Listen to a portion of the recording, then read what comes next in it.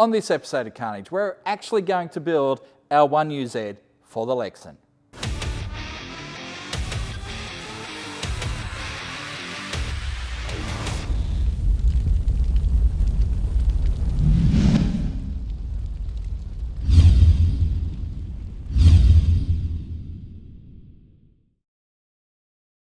Last episode on the Lexcen build, we discovered that the rings were pretty cooked, so we decided we're going to replace the rings, redo the bearings, put some rod bolts in it.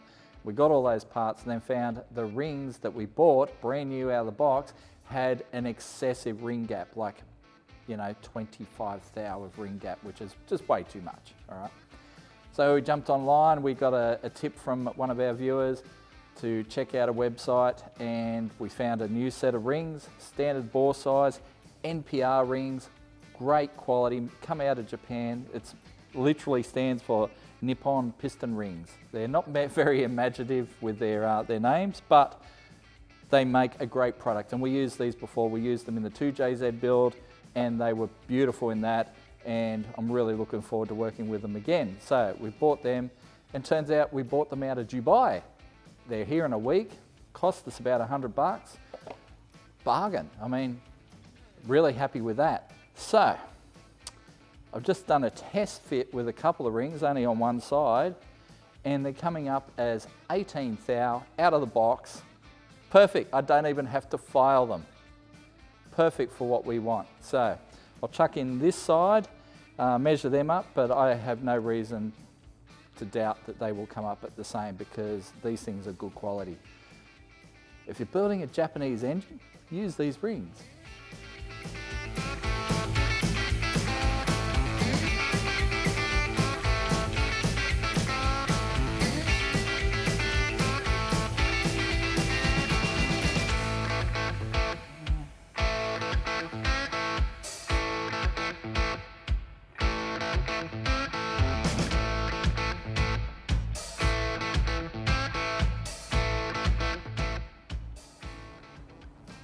Perfect, perfect, perfect, perfect. How good's that? Straight out of the box, 18 thou, the whole set of them, beautiful. All right, I guess we check the second ring gap and go from there. 1, 2, 3, 4, 5 and 6, 7, 8. Just a look, that's all it takes. Right, that's work, right off your face. So the rings have gapped up perfectly straight out of the box. No ring filing required, which is awesome. The second rings are slightly larger, only a thou or two greater than what would be recommended, but it's really critical for the top ring. Second ring, you want it larger but not excessive, but we're not there. So pretty happy with it. Anyway, what I'll do is I'll measure up the crank, the rod journals, we'll measure up our bearings, make sure we've got enough clearance on them. I don't see any reason why we won't, but we'll do that anyway. This is what you're going to do. You got to check things, even though you know they're pretty much going to be right, you got to check them anyway, because there's always that day where the wrong part gets put in the wrong packet, you put it together, you think it's all right, and it all turns to shit and kills a perfectly good motor.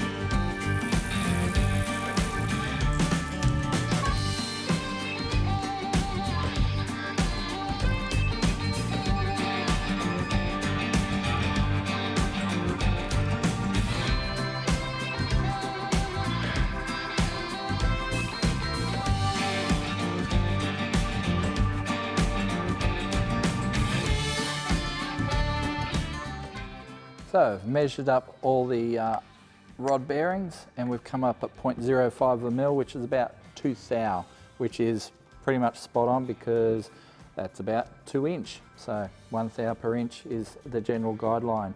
Sometimes we go a little bit larger, especially if it's an engine that's going to see a lot of race use.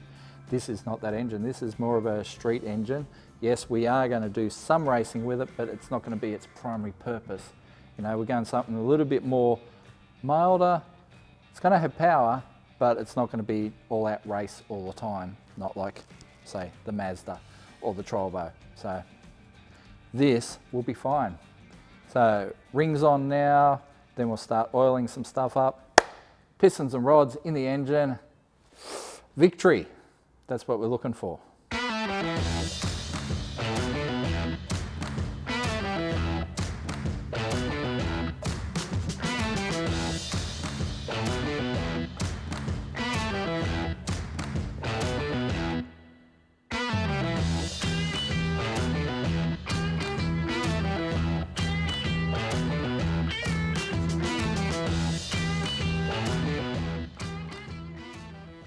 There we have it. All 8 pistons with rings on them. All right, assembly time.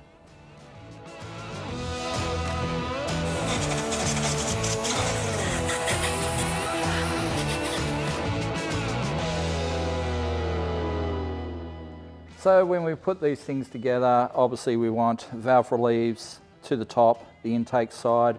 There's a lot of little checks here. We've got obviously our dot towards the front being their standard pistons. Then they have an indicator, but also the rod has a chamfer that goes to the outside of the journal and then flat on the other side where the 2 rods meet up against each other and rub sort of together. So a lot of little things to make sure that you have it the right way around. And then obviously the cap is pinned as well. So it's impossible to get the cap flipped around or anything like that. So they keep things pretty simple for us, which is great. But now I'm going to dip it and flip it and we'll whack it in.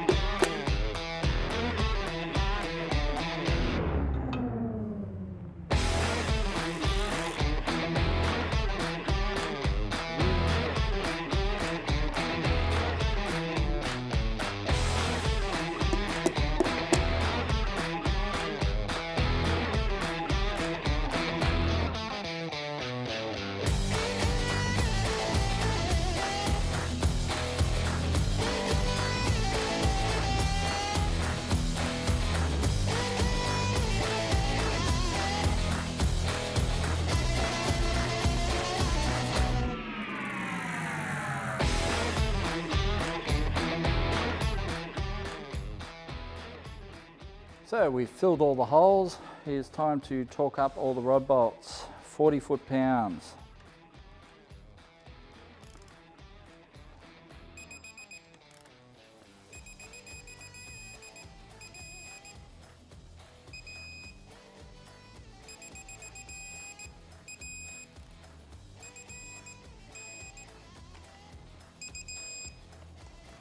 Done. All right. Short block assembled. Now let's start looking at some heads.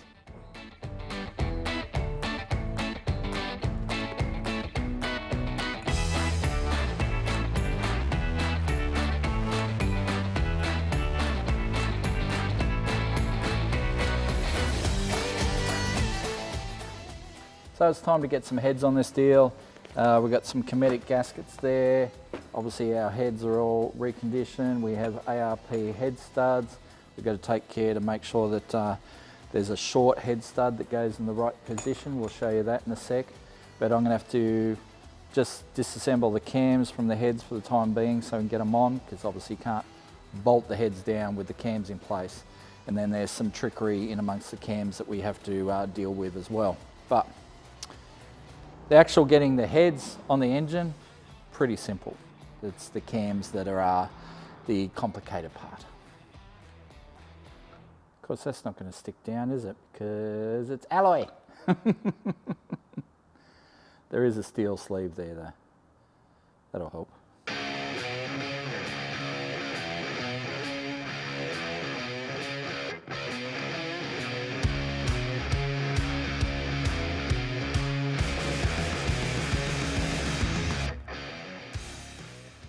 So I'm just setting it up at top dead center on number 1 at the moment, mainly so I can check that the crank pulley and balancer is going to be lined up at top dead center.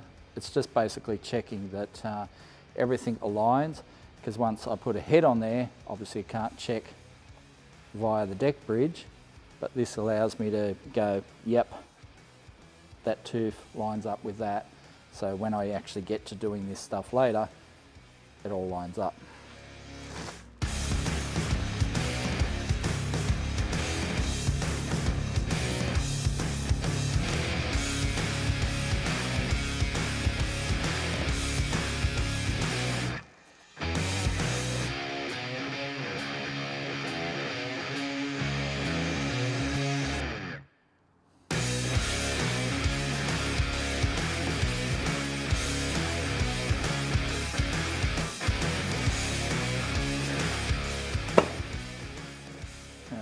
So it's important to leave, there's a short stud, so leave that out until,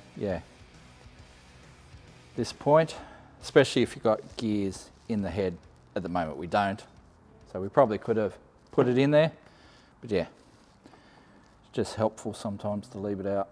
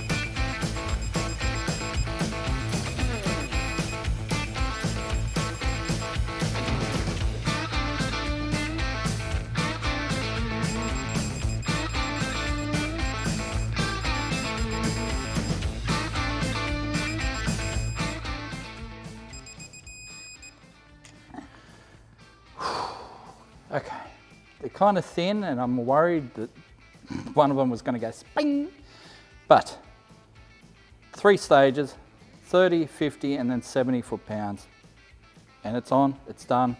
Well, let's do the other side.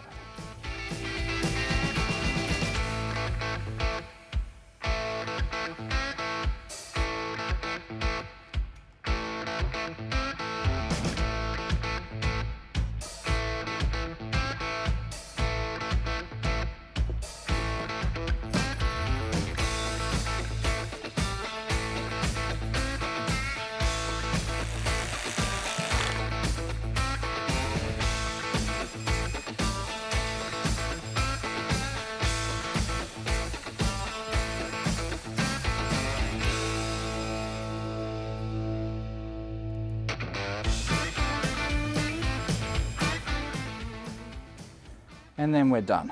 All right, heads are on, pistons are in, we're in a good spot, but it's Friday Arvo, so we'll call that knock-off time. We'll come back and do the cams on Monday morning. Yeah, they're a little bit more involved, so we'll see you then.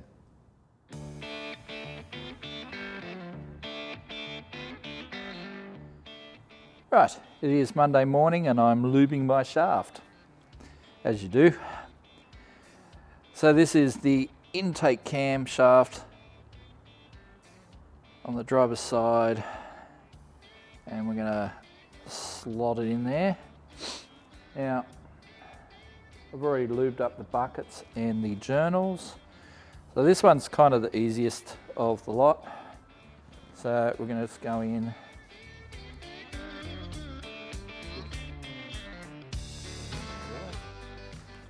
As we have learnt previously, we have to take extreme care when bolting these in. We do not want a repeat of our JZ incident when we snapped the camshaft.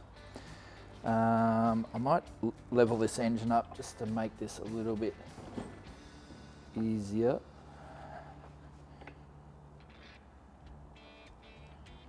Alright, just drop the pin in there. Okay. Alright. So just, you know, lube it up nicely. It's going to sit in there that way off the lobes at the moment. Just make sure you lube up the thrust face as well, and just don't force anything. Just we'll tighten them up evenly.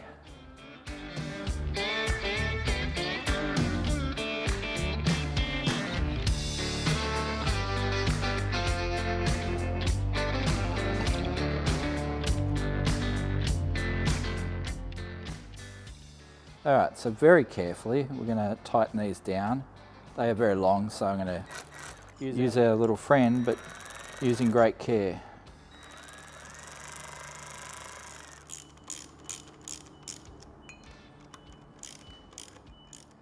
There's always something. And as I said before, if it feels wrong, like if you feel like you're forcing something and it doesn't feel right, stop, reassess. As we're tightening it up, we could feel it tightening up and it didn't feel right. And what we worked out is the gear on the camshaft, this gear, is actually hitting that head bolt, the head stud. Now that head stud is shorter, supposedly for the purposes of clearing that, but it's not short enough. Yep. So I'm going to have to pull it out, go find someone with a lathe and take 4 mil off that, that head stud. True story. It's really annoying. You would expect it to be right, but it is not. Well, certainly not in our case. The box does say 1UZ-FE. But yeah, and it's screwed in all the way. It is screwed in hard. So I don't get it. I don't know why, but we're gonna have to shorten it. All right, so let's get it out.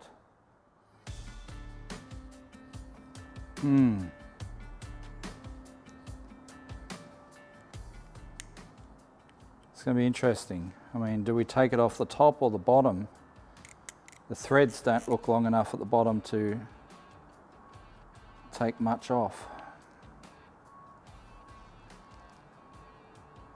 And then the top gives us the same problem.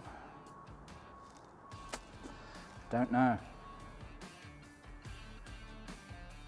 So I just ducked down to MPW and saw Adam, and I borrowed his lathe for a sec. Took about 4 mil off the ends of the studs. Hopefully that's enough. If it's not enough, I don't know what we'll do, but it should be enough.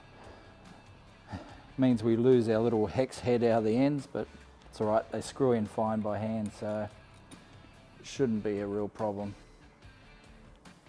Anyway, we'll screw them in, break the washers back on, lube them up, and retension.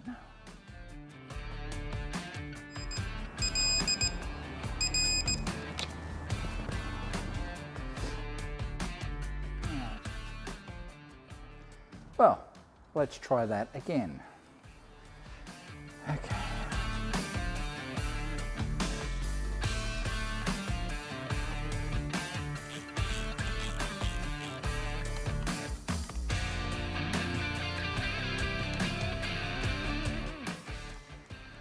Alright, so just testing that we have clearance between our head stud and the gear, and we do, because if there wasn't, she wouldn't be turning.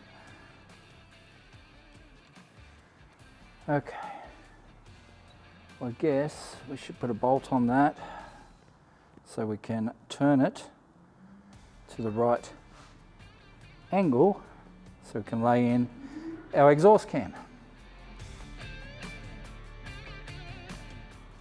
Okay, so we're going to turn it off top dead center, bring all the pistons down the bore a bit, so that way we have no clashing between valves and pistons. So I'll come back, I don't know, about there probably.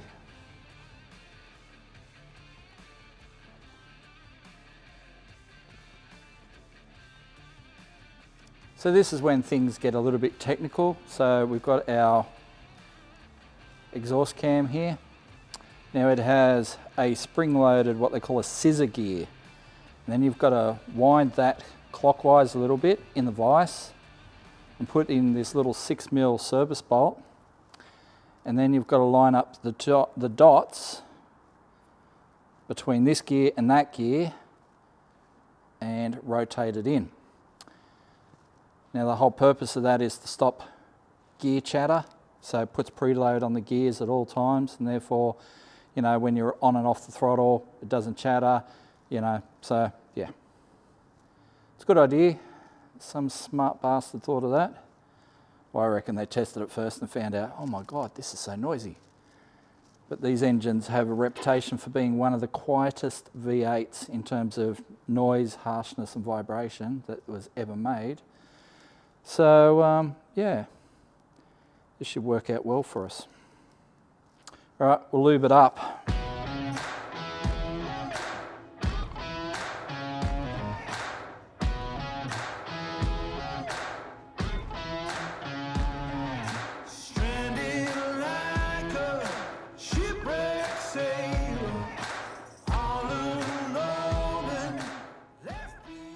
So I successfully got it in there and then found the service bolt actually rubs against the head casting, and like it might not be a problem, but it could be a problem. So I'm going to have to put this back in the vise and replace this bolt with something a bit thinner head. There is always something, isn't there? Me trying to be clever. Didn't work.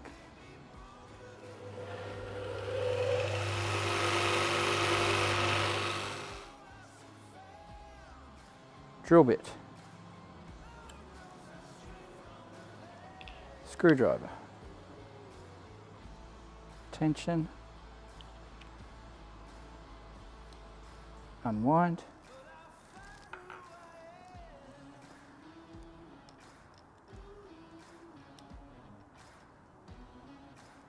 it's not fucking long enough. Dug this bolt out and it's not long enough.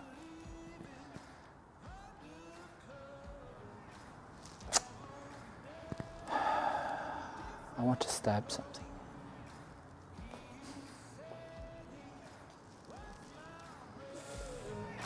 Track me down and took my soul.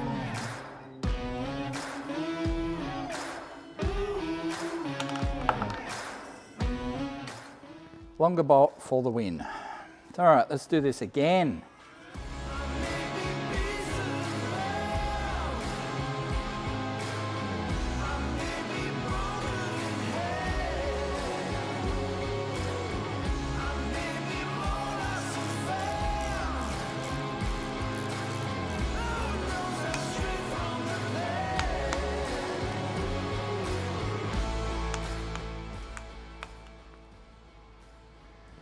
And that's one side done.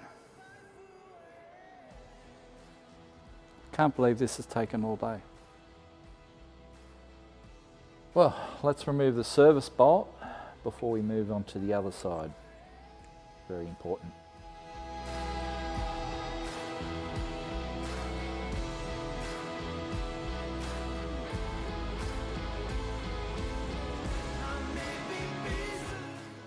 So you've already seen one side, and with the magic of Hollywood, it's done. This thing is getting heavier and heavier. Oh, there we go. Alrighty. Now I've got to take the wheels off, put the plates on, and then we can do our timing belt. We have to do a water pump as well, but baby steps.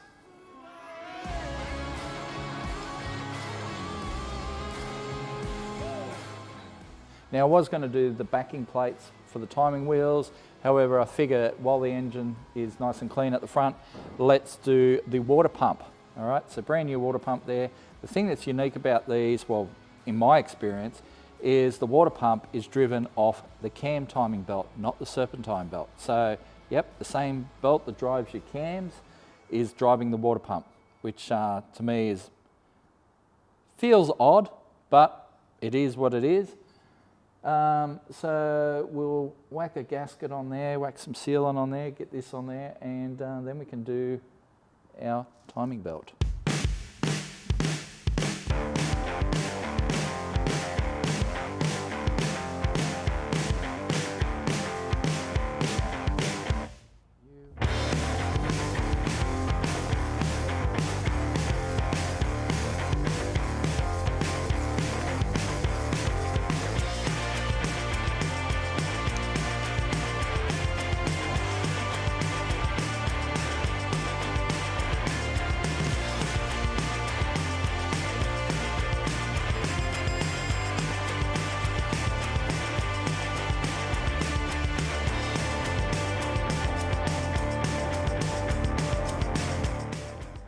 On the next episode of things that piss Scotty off. All right, we tried to put our little timing belt tensioner in, and when we had it screwed in, it was heavily on the piss. I'll show you.